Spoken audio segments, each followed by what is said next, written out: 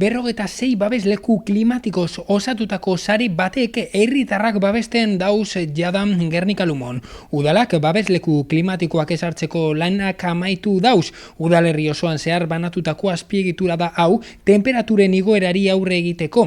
Klima aldaketara egokitzeak presentzia nabarmena dau Gernika Lumoko kaleetan eta ekipamenduetan bebai.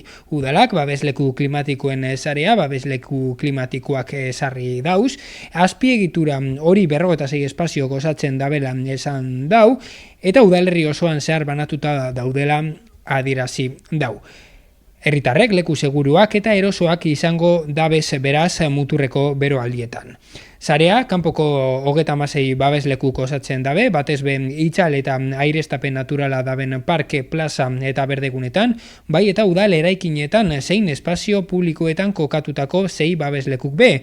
Urteko hilabete beroenetan baldintza termiko egokiak mantentzen dabezanak izango dira hauek. Gainera, etorkizunean egingo diren handitzeetan, zaren sartzeko almena daben beste lau espazio identifikatu direla esan dabe Gernika Lumoko udaletik. Babesleku guztiak seinaleztatu direla adierazi dabe eta informazio sistema batean sartu direla. Herritarrek errazago aurki eta erabil ditzaten. Helburua edozein pertsonak temperatura altuetatik babesteko espazio hurbil bat izatea dela adierazi dabe Gernika Lumoko udaletik, bereziki egunaren erdiko orduetan eta beroagatiko alerta egoeretan. Bero boladei aurre egiteko prebentzio tresna bat, zaren hori abian jartzeak gero eta nabarmenagoa dan errealitate bati erantzuten deutxo. Muturreko beroaldiak, ohikoagoak, biziagoak eta luzeagoak direla esan dabe Gernika Lumoko udaletik eta ondorioz tokiko administrazioek egokitzapen neurriak hartu behar dituztela herritarren osasuna babesteko. Klima aldaketa jada etorkizuneko aurreikuspen bat ez dala azaldu dau Jon Lejarragak ingurumen zinegotziak.